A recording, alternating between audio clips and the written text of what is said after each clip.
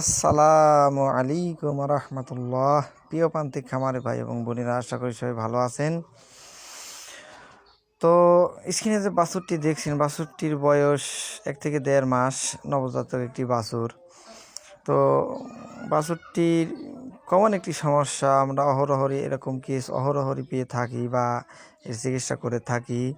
তো সঠিক ডায়াগনোসিসের অভাবে অনেকে আসলে অযথা অপ্রয়োজনীয় ওষুধ প্রয়োগ করে থাকি বা অ্যান্টিবায়োটিক প্রয়োগ করে থাকি।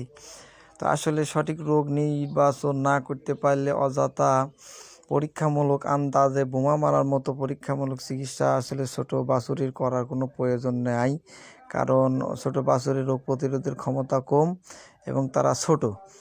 তো সেই হিসেবে আমি অবশ্যই বলবো যে আপনার ছোট প্রাণী নবজাতকের যে কোনো সমস্যা হলে অবশ্যই একজন রেজিস্টার্ড প্রাপ্ত ভেটেরিয়ান দ্বারা তার পরামর্শ নিয়ে যে কোনো সমস্যার চিকিৎসা করবেন।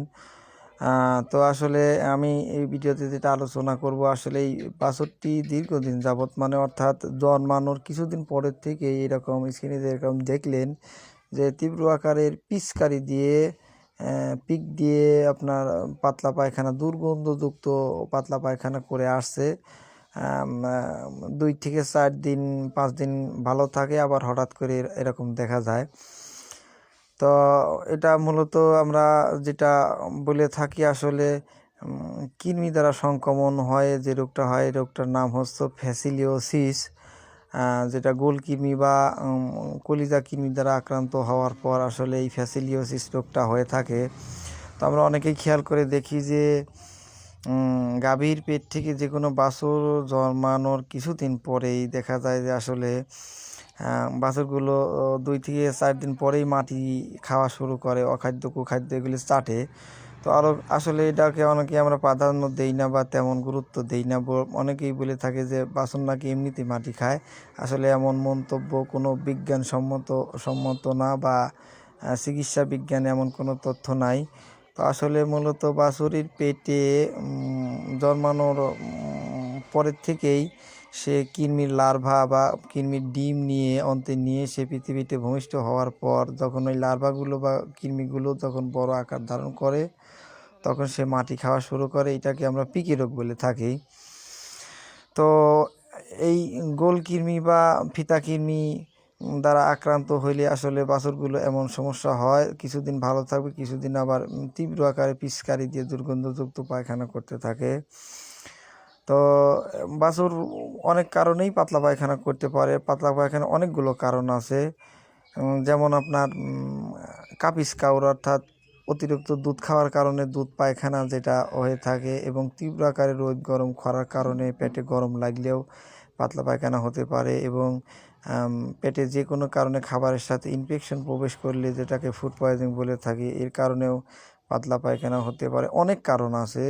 তো আসলে মেন উদ্দেশ্য চিকিৎসকের সঠিক কারণ খুঁজে বের করে সঠিক রোগ ডায়াগনোসিস করে সঠিক ওষুধ দ্বারা চিকিৎসা করলে ইনশাল্লাহ আপনার পানি অল্পতেই সামান্য মেডিসিনে সামান্য সময় ইনশাল্লাহ সুস্থ হয়ে যায়। তো আসলে আমি বলবো যে যে কারণেই পাতলা পায়খানা হোক, তো অবশ্যই একজন ভেটেরিয়ানের পরামর্শ নিয়ে বা উপজেলা পানি সম্পদ হাসপাতালের স্যারদের সাজেশন মোতাবেক আপনার ছোটো পানিকে অবশ্যই ওষুধ প্রয়োগ করবেন। তো আসলে এই রোগটা মূলত পূর্বেই যেহেতু বললাম যে মূলত আসলে কৃমি সংক্রমণের কারণে বা কৃমি দ্বারা আক্রান্ত হওয়ার কারণে এরকম হয়ে থাকে। তো আপনারা এই রোগ হলে মূলত যেটা করতে পারেন যে একটা ইনডেক্স অথবা রিনাডেক্স বা এলটিভেট যে কোনো কোম্পানির একটা টাইক্লোবেন্ডাজল প্লাস লিভামিসাল গ্রুপ অথবা নিউটাক্স সিরাপ, যেটা একমি কোম্পানির নিউটাক্স সিরাপ খাওয়ায় দিতে পারেন। এক্ষেত্রে আপনার এই পানিটির যে ফ্যাসিলিওসিস বা পিচকারি দিয়ে পাতলা পায়খানা হয়, আল্লাহর রহমতে অনেকটাই ভালো রেজাল্ট পাবেন। তারপরও আমি অবশ্যই আপনাদেরকে সাজেশন দেব, যে কোনো ওষুধ প্রয়োগ করার আগে অবশ্যই একজন চিকিৎসকের পরামর্শ নিয়েই অবশ্যই চিকিৎসা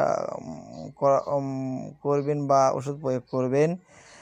সঠিক রোগ নির্ণয় করে সঠিক ওষুধ প্রয়োগ করতে হবে। আবারও বলছি যে যে কোনো কারণে পাতলা পায়খানা হতে পারে, তো কারণের উপর বেসিস করে অবশ্যই চিকিৎসা নেবেন। অবশ্যই আপনার পানি সুস্থ থাকবে। নিজে থেকে মন গড়ায়ে নিজে থেকে কোনো চিকিৎসা করবেন না বা কোনো ওষুধ প্রয়োগ করবেন না, কারণ পানি কথা বলতে পারে না।